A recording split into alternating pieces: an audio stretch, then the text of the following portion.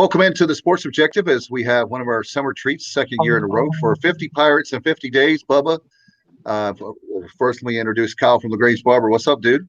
What's going on, Dave? How are you? Good. How are you? Doing well. He's alive and kicking. Look, there's Kyle from LaGrange. Hey, Bubba, what's up?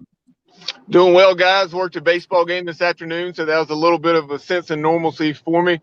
But right now, we're joined by Fred Hicks, as you see there on the screen. Fred played for the Pirates from 2004 to 2008. So last night we caught up with an offensive lineman, and Fred began his career as a defensive lineman, but then transitioned to the offensive line.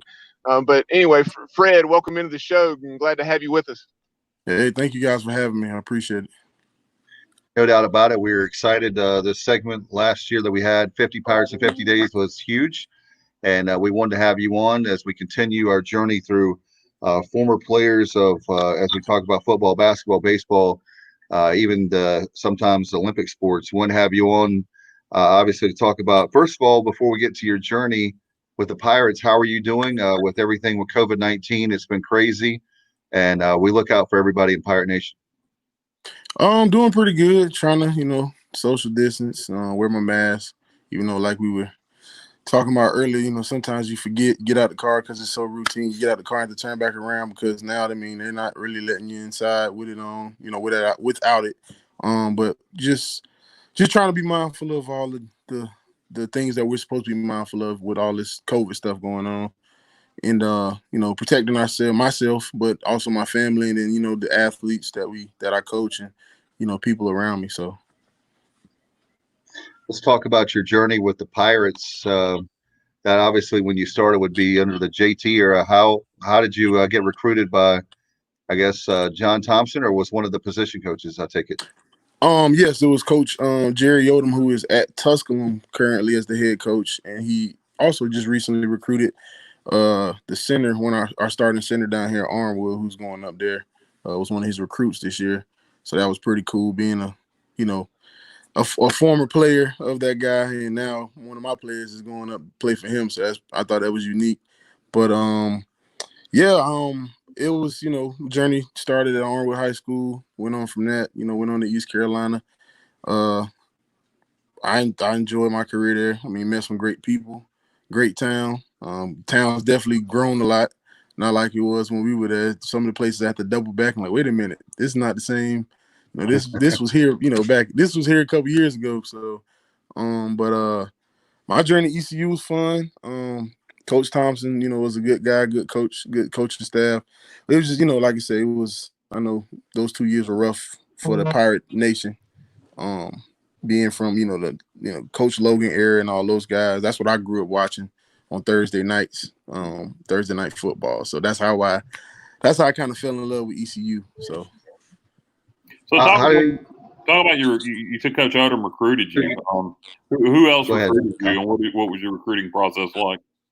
I got recruited by Louisville. I got recruited by South Florida, Central Florida, the FIU, FAU schools, Wake Forest, and I believe Duke, but nothing. I really didn't want to go to those schools, but you know how that go. But I got recruited by a lot of Florida schools.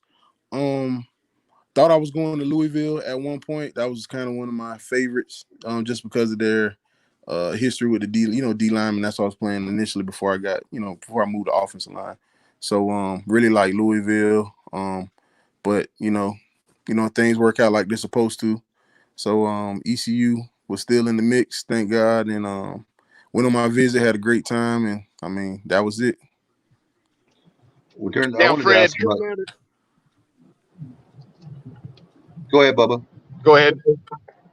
Yeah, I was saying, Fred, coming out of the state of Florida, obviously when folks think of football-rich states, I mean, you think of Florida, you think of California, you think of Texas. With you coming out of the state of Florida as a defensive lineman there at 6 feet, did you run into anybody just schools that maybe told you that you weren't big enough, so maybe that put a chip on your shoulder once you got to East Carolina? Yeah, I know this is I know we Pirates don't like the Tar Heels too much, but that was kind of my dream school. I grew up playing basketball before I played football, so that was always, something that I wanted to do going there because I saw, Julius Peppers and Ryan Sims, all those dudes. So, yeah, that was one of the schools I wanted to go to. Kind of was coming out of class, found out they were at the school. Coach was down there talking to Coach Callahan, my high school coach, and I heard him say, "We really like him, but he's not 6'3" and all this." So it kind of crushed my dreams, a little bit. But I still had other schools, so I wasn't mad about that. But it was just one of those things you kind of carry with you all the time. So you always, even now as a coach, if certain things, I try to keep a chip on my shoulder, trying to be the best at my position that I coach and things like that. And then at work as well, too. So I keep that with me. Even as a grown man, I still try to keep an edge so I can keep pushing myself. And Fred, you got to be happy with the fact we beat the Tar Heels the last 3 times. So that's got to be sweet for you, huh? Yes, sir. Absolutely. Absolutely. Fred, go ahead, Dave. I was just going to ask you with that recruitment process, was there any great stories? Who hosted you? Were there any parties or things that definitely helped make your decision that, yes, I'm going to be a Pirate? My host for the trip was actually Eric Butler, who played linebacker at ECU. A real good guy. Met him. Eric Graham, who I still talk to now, one of my best friends.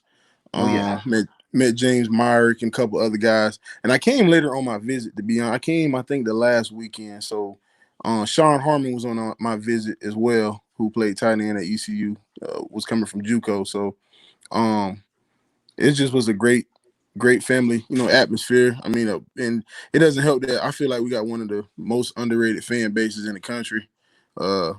I didn't, I got some love at the other places I visited, but when I came to ECU, it was, even the fans knew, like, hey man, come be a part, So it made me feel welcome, and that's what the atmosphere I was coming from high school. So that's what made it easier for me to choose ECU out of some of the other schools. I went on Ball State on my first visit because they recruited me first. So I was like, out of loyalty, Coach Brady Hoke was the head coach at the time.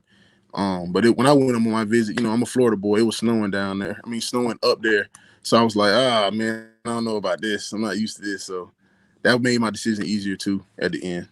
Yeah, it's funny you mentioned Brady Hoke when Confer decided he wanted to fire Russell McNeil for no apparent reason. Brady Hoke almost became our head coach. Really? Yeah, Confer had him in the office and couldn't get the deal done. Imagine that. Wanted to ask you about the transition between John Thompson to Skip Holtz. What was that like, and the difference between JT and his staff versus Coach Holtz and his staff?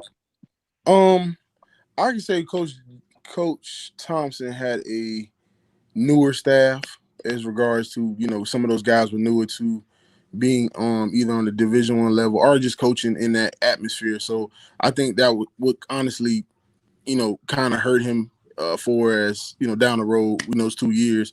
But a lot of those guys end up coaching. Coach McMahon is actually running back coach, is down here at Venice High School coaching with Coach goodness gracious, I forget his name. Larry Shannon. Yep, Larry Shannon. So all those guys end up going on coaching and having great careers, a lot of those coaches on those staff. So I just think it was just timing. Like anything, I think the timing just didn't work well with what they were looking for at the time. But when Coach Holtz came in, different, a lot different for his structure. His dad's Lou Holtz, so he probably knows a lot of that, from that, how to run things from, he's been looking at that since he was a little kid. So we had a lot of great coaches on the staff that came with him. And it just, everybody, it gelled. Like, people always ask, like, what was the change? To be honest, we had the same guys from the previous year, minus a couple seniors, but overall it's the same team from the year before. But I think everybody just bought in, and then the way everything was structured fit us. The way things were structured when the first staff was there didn't fit the team at the time. So, and I know people are quick to say, oh, they didn't, fans and people, oh, they didn't whatever, blah, blah, blah. They had their negative things to say, but, they were great guys. It just didn't, timing-wise, wasn't the best with everything that was what they were trying to do, winning and all that. So, in fairness, I was just going to say quickly, I heard, Fred, that in fairness to JT, I heard that as far as the coaching staff, I always heard that they didn't have the money to put into the position coaches, and so that's why a lot of the guys were young and it was like first time Absolutely. D1 school. That's what I've always been told. Yeah, I mean, and honestly, I mean, it was a tough act to follow after Coach Logan, to be honest. I mean, doing what he did during his time at ECU, trying to come in as a guy, you know, coming from the SEC school, you know, and I mean, let's keep it real. Everybody knows that a lot of the, you know, our conference at the time were getting a lot of those coaches coming in from the bigger schools that were position coaches and things like that. And now coaching, you know, from this is going into my 9th year as a coach. That transition from a position coach to our coordinator to a head coach is a different ball game. I mean, you're not really. It's more being, you know, keeping things organized, making sure this is running right and all that, and having those guys underneath you that can, you know, you can check in and peek in and check on them. But I mean, as a head coach in college, I mean, you got interviews like this that you probably got to do weekly. You know, you got a coaching show you got to do every Sunday. I mean, those things are a lot different as a head coach versus a position coach or a coordinator where you can just kind of coach football. So, I mean, that's what I'm learning now as a coach. Like, it's not, it looks pretty from a distance, like, oh man, I would do this and do that. But we all know it's different when you sit in that chair and got to actually make that decision. So, Fred, in 05, Skip's first year with your shank back, were you still on were you on the D line or had you been moved to the O line at that point? No, I was on the D line. I was playing. What was I playing? Nose guard. Okay. So yeah, no, I didn't move into the offensive side of the ball until that spring, going into my junior season. Okay. Which is why I ended up getting redshirted. I had never played offense. I mean, truth be told, I was still new to football. I mean, I didn't play high school football. I mean, I didn't play football till I got to high school. So, excuse me, I played basketball all the way up till I got to high school. So I was still, you know, learning the game. You know what I'm saying? So it wasn't a hard transition though, to be honest, just because of the footwork stuff on the offensive line similar to playing basketball. So it was easy to convert. It was the terminology that was hard. Looking back at the 05 season, I wanted to ask you about a specific game from that year. Skip's first game opened up that season in 05, Dowdy Ficklin against Duke, an ACC opponent. We were underdogs in that game. Yeah. And we come out, we beat Duke, and you know, a bit around here, what it means to beat any of the North Carolina ACC. Big time. So did you grasp at that time, even though Duke was terrible in football during that period?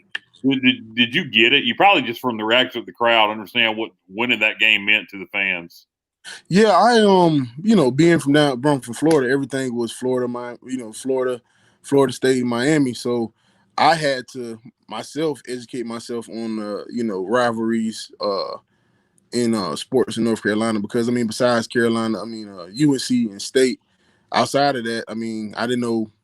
I kind of ECU really, we didn't like nobody really. To be honest, we were everybody oh, that's ECU, you know. So it was always, when I started seeing the guys that were from North Carolina, their demeanor all week and you know, preparing for Duke, I was like, oh, okay, I get it. But you know, those guys grew up in North Carolina, so they, you know, they understood what it was. I had to learn that because I wasn't from North Carolina. So, but once I understood what it was, you know how it is.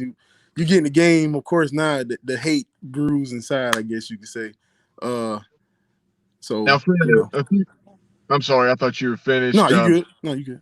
A few minutes ago, when you were talking about your recruitment and David Garrard and growing up and watching those guys play and the success we were having under Coach Logan there in the late 90s, that's something that a lot of folks, a lot of former players we've had on this show, and just, I know Kyle and I have kind of shook our heads like, did you watch college football at all? They said they had never heard of East Carolina, and then obviously you're growing up down in Tampa, Florida, just right outside of Tampa, Florida, and you had clearly heard of East Carolina, and not only had heard of us, but knew the success we had had. So I don't know. I think some guys love to play, but don't necessarily watch it. Yeah. That's very true. I guess, you know, playing a football junkie, you know, you always, especially in high school, you were trying to find the next game that was on TV. So Thursday nights, it was either ECU or Virginia Tech that was on. So I didn't like Tech too much. No disrespect to my wife because she went to Tech. She's sitting there, so I don't disrespect her. even though we done beat them, quite a bit. So I'm gonna leave that there. But anyway, yeah, watching those guys play, man, like seeing them being, and myself being an underdog with a lot of sports and being undersized and all that and whatever. So I saw ECU and I watched the game when they beat Miami at NC State. So those things like that always, like, you don't think about it as a kid, but as you get older, you're like, dang, that kind of got me, that game got me interested in following ECU, and then seeing David Garrard do what he did at ECU was like, wow, man, look at this dude. This is a big quarterback, man. This dude's slinging the ball everywhere. Defensively, I don't remember anybody. I remember Pernell Griffin. That was one of the guys I used to always hear making plays. And then it was just like Stokes, those guys who now I know Stokes through, alumni stuff and playing flag football with those guys a while ago. But ECU just always, the crowd always seemed just right. I know it wasn't the biggest place. Whenever I saw them play a big team at home, I'm like, it made the other teams feel uncomfortable. So that was something that I always enjoyed watching too. So made it easier for me to choose ECU, knowing what they already showed, to me when I was a high school kid. Yeah, I would certainly not envy anyone trying to grab Keith Stokes' flag playing flag football. Right. He's older now, but he's still, I can see why he was so dynamic when he played. He still has flashes of it. So I want to ask you, Fred, as far as one of our favorite coaches, Steve Shankweiler, certainly back with the Pirates. Unbelievable. That guy has got, like, you hear guys have served so many presidents, or I have covered so many presidents. The fact that he's covered being a part of a coach for so many coaches. I want to talk about how much of a teacher is he? Because it seems like he always talks about, you hear the stories about the dancing bears back in the day. Yo, man, he still talk about that. Yep. Yeah. And then he's talking about that. And then these guys now that they have a guy that can really, I hate the term, it's overused. I know coach him up, but I can't think of a better term right now. How much of a factor is that? Because I hate when I hear about recruiting 5 stars and this guy's 4 stars, and then they turn out to be nothing. And you take guys in East Carolina that they only put, because they went to East Carolina, they're 2 stars and 3 stars, but they make the NFL, or they play a lot more than just the 2-star rating, so to speak. Right. Well, first with Coach Shank, he, like you say, I can say that was my first introduction to a coach who actually took what a guy had and made him better, like pull out what maybe that guy didn't know that he had, deep down. Once they move the offense, he's definitely a big teacher. I mean, he's gonna teach you all the way through, from Monday through Sunday. Even after you made your mistakes, he's still gonna coach you up. Shoot, even now I talk to him sometimes. I don't talk to him as much because I know he's busy, so I text him here and there. But even then, he'll still throw in the line, and we joke about some of his quotes and sayings and some of the things he used to go over with us in practice. So I always remember that, and that's something that I try to instill with my guys too. Is I know everybody, every player is different, and that's something that I learned from him too as well. That he was able to adapt his coaching to every individual guy, knowing like, hey, I can't get on this guy in front of everybody. I got to talk to him to the side, or I can get on this guy and he's not going to react, or no matter what I do to this guy, he's just gonna give me the same, same blank stare or response. So, and then like you saying, going back to the recruiting part that you mentioned, that's something that I loved about ECU too. A lot of guys, had chips on their shoulder, so it made it easier to play with a group of guys that had that attitude of wanting and striving to be better. Because hey, everybody had a story, unfortunately, where, hey, I wanted to go to this school, but they said I was too short, or I wasn't fast enough, or whatever. And so that was something that we all shared those stories with each other. So we had a better respect for each other in regards to, on Saturdays and things like that of playing, because we would always kind of remind each other here and there periodically, like, hey man, remember what you told me. So that's the true identity of ECU, is that we always the underdog, but we always show up definitely for big games. I remember the Vegas joke was Vegas loves picking us in the beginning of the year when we play the big teams because they know we're gonna cover the spread, so or make it close or whatever it may be. So People still talk about it now, so I'm happy to be associated with ECU, and glad I actually, glad I came to college there. So Yeah, speaking of beating the big teams and your wife being a Hokie, do you do you ever Hokie go Lee. on YouTube and bring up the '08 yeah, clip with Yeah. TJ Lee blocks the punt and just rewind that play over and over? Yeah. We bring it up and talk about it. We lived in Charlottesville. When was that? 2013? No, sorry, 2012 to 15. When ECU we beat them back to back those 2 years. Yeah, And 14 to 15, yeah. Yep. So we went to where did we go? We went to a little sports bar or whatever. And up there we were in Charlottesville, so everything's UVA. So everybody was at the game, not at the bar. So me and her got a big front row seat to the big screen, and we beat them pretty good. So she wasn't too happy about that, and it didn't help that we were in Cavalier country.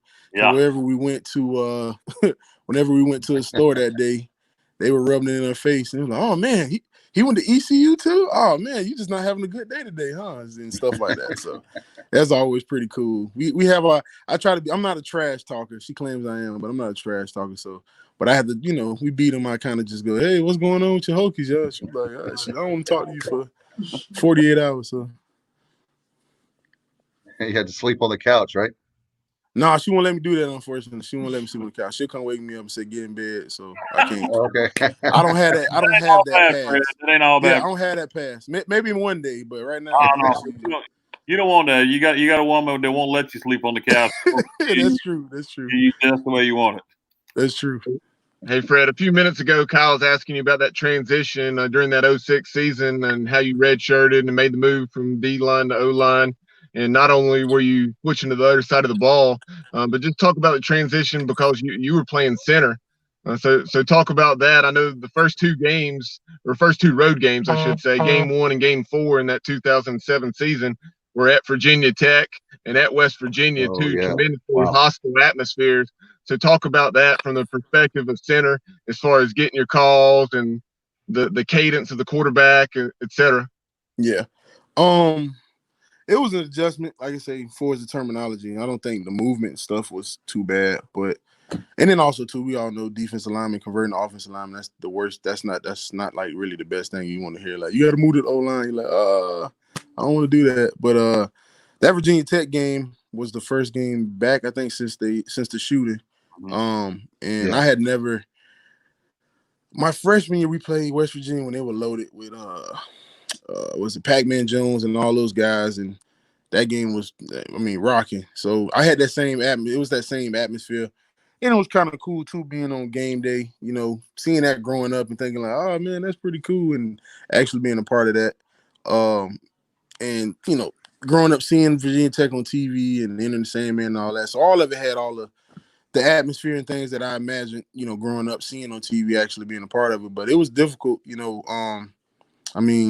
we hung with them besides the turnover that killed us. But going against those guys who were, they had 11 guys, I think, or 9 guys that went to the league that year. But it was tough in that game, making those calls and adjustments because we couldn't hear anything. I could be sent. If my wife was sitting right next to me, just kind of like, with one of our guards trying to check and audible, it was extremely tough just because you couldn't hear anything. And you don't, as much as we try to practice and simulate that with music and all the other stuff, it's not the same. I remember that I was at that game, and I remember being in the stadium, Fred, and I don't know if it was and it was sometime in the first half or maybe it was the pregame. But we gave Terry Holland and the ECU administration gave $100,000. We gave ECU did to Virginia Tech for the Victims Fund, and I'll never forget that one side of the stadium said thank you, the other side said Pirates. And I know they were Virginia Tech fans, but that was pretty cool. That was that was the same day, Bubba, your favorite school, when Appalachian State went up and won the Big House. That's right. Yeah. Now, something else is part of that previous question, or something I wanted to point out, that Virginia Tech game in 2007, as if it wasn't tough enough, you playing your first game at center in that atmosphere. obviously Rob Cass was supposed to be the starting quarterback, and then everything that happened there happened, and then you had Brett Clay, and then you had Patrick Pinkney came in, and then you obviously also had Dwayne Harris getting some Wildcat looks. So talk about that challenge of having musical quarterback, so to speak. Well, the good thing about practice, we had the opportunity to be in certain scrimmages and situations with different quarterbacks. So you kind of learn all of those guys. From Rob being the tallest, being able to snap the ball. When Rob be able to catch the ball right, because he's tall enough, you didn't have to worry about where you snap the ball. But Pat being shorter, you had to make sure it was on the money. Sometimes just because that messes up the timing of the play if the ball's not there. Right when it's supposed to be. All those guys, like I said, all those guys were great guys, different in their abilities. And like I say, Rob was more of a pocket guy, so was Brett. But Pat I had to learn how to get my body right during the summertime and work on my footwork, get back to my basketball roots because man, sometimes I'm like, man, come on, Pat. He's scrambling around trying to find an open receiver, man. You talking about tiring? Woo. It makes it, especially, you playing a team that's physical. You're like, hey, man, that time we played Carolina my junior year at home and we beat those guys by 3. That was a game where, I mean, we made some mistakes, some little mistakes here and there, but we were able to adjust. But, Pat was scrambling and moving around. There was some times where I just had a basketball shuffle. I just did turn into a mirror drill. Like, hey, let me just stay in front of you. I ain't gonna really block you, but I'm gonna just cut you off so you don't get there. But like I said, it was due to us practicing a lot. It was even though it was tough, switching that many quarterbacks. We practiced with them, so it was second nature at that point. That UNC game you're talking about in 2007, that was Pat's first official start, and it might have been his best game of his career. I mean, I guess probably that was Virginia game in 2008, but he lit it up, man. Threw for over 400 yards. Of course, Chris Johnson made that pretty easy sometimes on those little bubble. Man, going around. Man, he made the job real easy, man. We just get a piece of somebody and it was off to the races. So he's one of the best, if not the best, going around the edge. Once he was around, man, if he got past the line, it was a huge gain for the Pirates. I've never seen that that lightning speed from the time he gets put a line to it looked like he was not going to get very much. Next thing you know, 5-10 yards, like wow. Yep. Lightning fast. And I knew about Chris. Me and Chris were actually roommates our freshman year, in the dorms. And but Chris, I knew about Chris. I didn't play against him because he was in Orlando, but I knew about Chris from track. But we had our track team did pretty well down here in Arnwood, but Chris was in another category. But I used to just hear stories. It's not like now with social media where you can record everything. And we had to hear through. Hey, I heard about this and I heard about storytelling and newspaper articles. So I knew he was fast, but it's different in person, as we all know. I mean, that was a different kind of speed. So let's talk about Mike Houston being the new coach and then Coach Shank being back and everything. What do you think about the program? We ask every former Pirate. We love Coach Houston. The coaching staff is tremendous. I'm hoping. Do you have any guys, by the way, Fred, that we can start a pipeline with you that from Florida that we can bring them up to Greenville, like the same trek you had? Yeah. I think Coach Houston and those guys are doing a great job. I mean, I know trying to turn the program around back to what it used to be is not easy, especially getting the way I'm not gonna say these athletes, but with social media being the way it is nowadays, and kids like to put on the show and how they getting recruited or I'm committing here and all that stuff, whatever. So they got to combat a lot of that stuff that wasn't there that we had they had to deal with back in the day. But I think he's doing a great job. They're getting the right guys in. I see it's a lot of transfers that are coming in this year, which is going to be phenomenal for the program because you got guys that's already been battle tested and might be able to help some of those younger guys, just quicker. And recruiting wise, I talked to Coach Weaver. He's the guy that's recruiting this area. So haven't talked to them in a little while just because I know they're starting to get everything, they're back, moving and shaking up there. But yeah, that's what I'm planning on hopefully doing is getting that back going because I know during the years of success, we had a lot of guys from, we had a blend of Carolina guys, Virginia guys, and Florida guys. So I'm hoping that can pick up again because it's been rough the last couple of years, watching the Pirates play, unfortunately. But last year, they showed a lot of promise, but you can see the youth in a lot of games where those swings happen, the momentum shifts happen where if they would have got a stop on defense or now got a 3 and out and kept the drive going, it would have been a difference in the football game. And unfortunately, a lot of fans who don't really know the ins and out of the game, it's hard for them to understand that part. They're just looking at the ball going up and down the field and not understanding, mistakes that were made, by a player on a play. Every play, it takes one player to make a mistake on a play that can cost the play, as we all know. So, but I think it's heading in the right direction. I'm excited. I'm just hoping that we can play this year, to be honest. And like whenever these guys come down here to play, like the Central Floridas and USFs, yeah, I'll go to the games, and try to be in support, whatever. I wear my ECU stuff and all that, but I'm excited. I think it's heading in the right direction. Coach Shank, like I said, he's back. As soon as it was like how can I say, it was like breaking news. As soon as I heard Coach Shank was back, I'm getting text messages, hey, Coach Shank back at ECU. So that was one of those things where we kind of, as players we're excited because now we know what the offensive line is going to be able to do now and grow and how, and I know we had some pretty good offensive line groups at ECU under Coach Shank, even though the skill guys get all the praise, but we had some good guys. We had some pretty good groups that he developed, did a great job developing. Fred, but as we start to wrap it up, can't let you go without talking about what it was like to win a conference championship. That was big. Kind of backtracking now back to high school. We won our first conference championship. I think it was district my junior year, and then the following year we went to state and won. Went 15-0 and all that. So that's the feeling I felt when we won that conference championship. Just because we did it with a lot of adversity that year. We had. Did you almost play running back again? Yeah, it got to that. Who would have thought? Who would have thought that Norman Whitley, great running back, but Brandon Simmons and Norman Whitley, both were our two backs at that point. And not saying those guys weren't good because those guys were good and they were very good players, talented. But looking at what we lost from the beginning of the year to the end of the year, and to still be able to play for a conference championship in a hostile Tulsa environment, because let's keep it real, we hadn't traditionally up to that point hadn't done very well in Tulsa.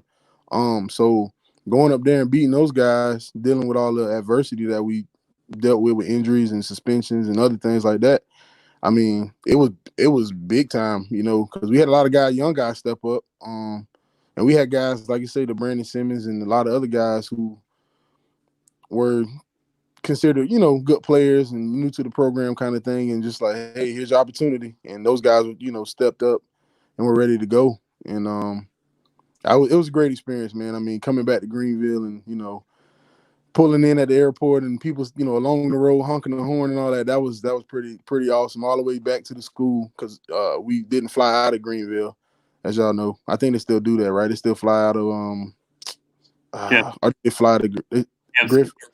Yeah, Kinston, right? They still flying out of there? I think sometimes they fly to Kinston. Greenville. Greenville? Okay.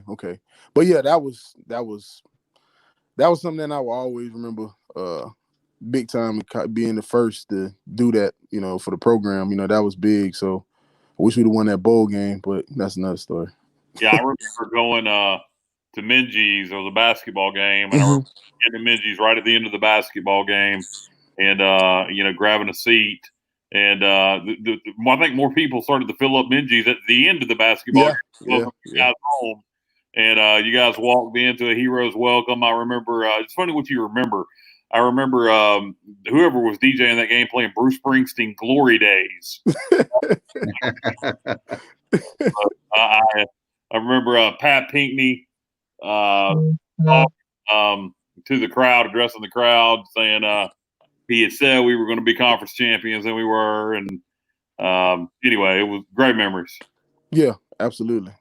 Fred, how close do you think we are to a conference championship with obviously I know we have Coach Houston. I don't think it's obviously 2020, but man, 2021, when you think about those guys with McMillan and CJ Johnson, Holton Ahlers will be a senior. A lot of those guys will be upperclass. I you got to feel like with the next year or two, we're so close to breaking things wide open, I think. Absolutely. And like I was saying earlier about, those momentum swings in the games, I think now that those guys have that experience, that college experience under their belt, they'll be able to adjust better. Because, coaches can make adjustments all day, but the players have to make those adjustments as well, and it makes it easier for that, increased production on the field and, turns into W's.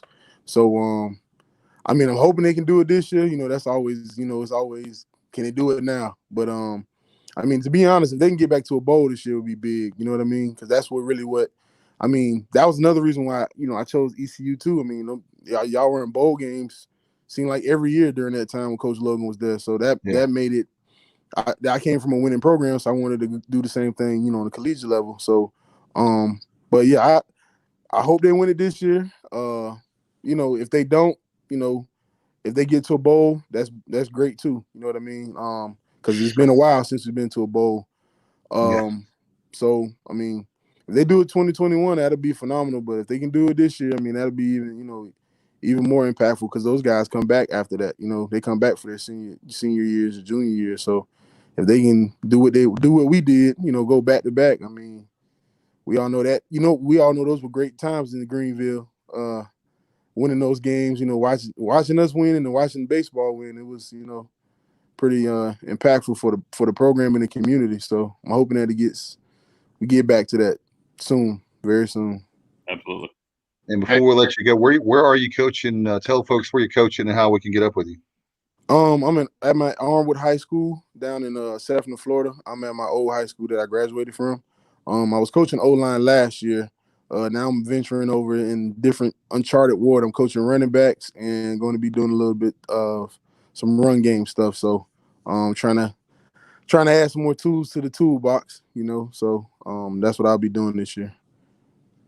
All right.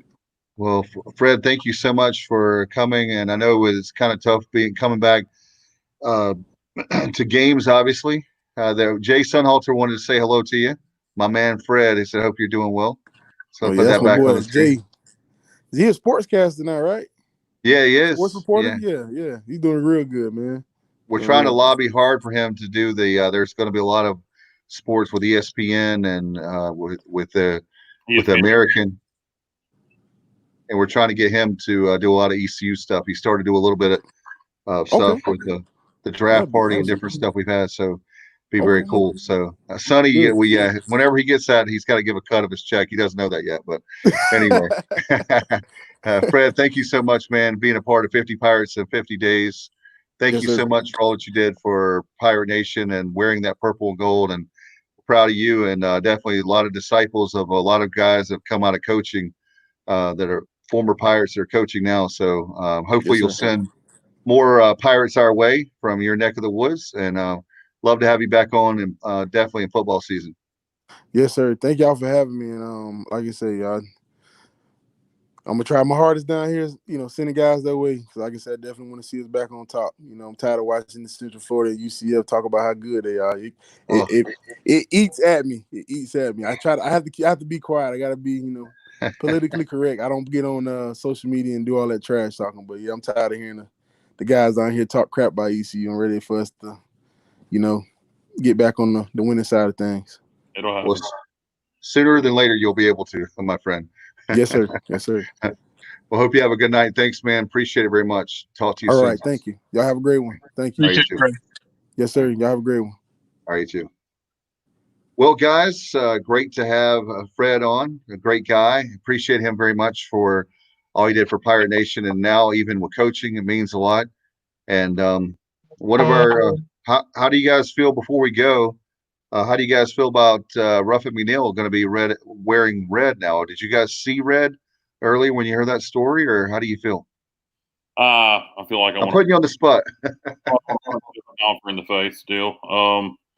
I Watch out, you will get sued for defamation. I'm not in defamation. If you're telling the truth, it's not defamation. He's a douchebag. Anyway, Confer, that was my first thought. God, Ruff, how can you do? How can you be a Pirate and put on the NC State red, but at the same time, a job's a job. He's living in that area because of his dad. He try not to take it personal.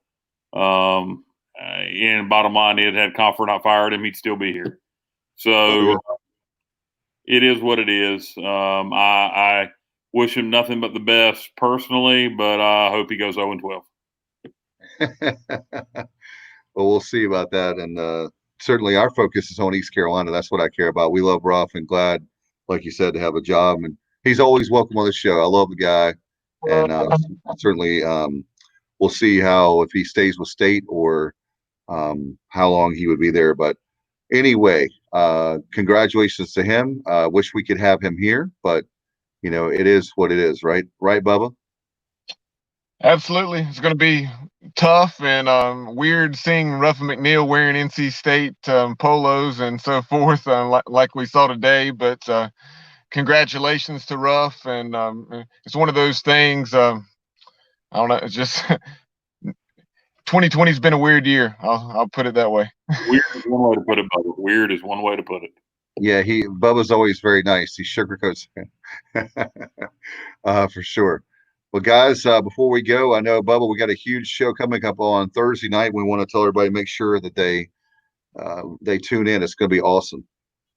Yeah, tune in on Thursday night. We'll be catching up with John Welburn. He is the head coach of East Carolina Wrestling from, I think, 67 to 77 or 67 to 78. We'll also catch up with Mike Radford and a host of other wrestlers from those years when the Pirates won those 5 straight Southern Conference championships. So that'll be a lot of fun. And then one of the upcoming 50 Pirates in 50 days, we'll catch up with Richard Koontz, who is kind of a defensive end / outside linebacker from the Skip Holtz era, and one of the teammates of Fred Hicks. So we'll have him maybe tomorrow or at least in the next couple of days. So stay tuned for that. Just make sure you follow our page, and then that way, I know our good friend Johnny Gardner was bringing it up earlier when we had those technical difficulties, or I had those technical difficulties with my phone. He said, "Hey, what's going on?" He was looking forward to hearing the interview with Fred, but he was able to hear it now. So looking forward to catching up and talking Pirate football with Richard Koontz. Which one of y'all is getting texts constantly? It's Bubba. Nah, it's not me. Is it Dave? Well, it's not me.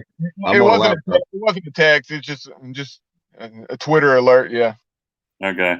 All right, guys. Obviously, one more final thing before we go. We have the season ticket sweepstakes, and if you don't get season tickets, you're not going to be able to go to Pirate games, it looks like. So, Bubba, tell people how they can win those tickets. Yeah, John Gilbert put that letter from the helm out there today saying that single game tickets, like you just mentioned, probably will not be available this year, at least early on in the season. So make sure you're getting those season tickets. And to be able to win ours, you can go follow us on Twitter, as you see there on the bottom right corner of your screen at the Sports OBJ. We have a pinned tweet, and it outlines all the details of the contest and how you can put your name in the hat 4 times. And the pinned post on Facebook also outlines the rules of the contest and how you can get your name in the hat those 4 times, like I said. And what were you going to add, Kyle? Oh, nothing. You'll hear it on the replay.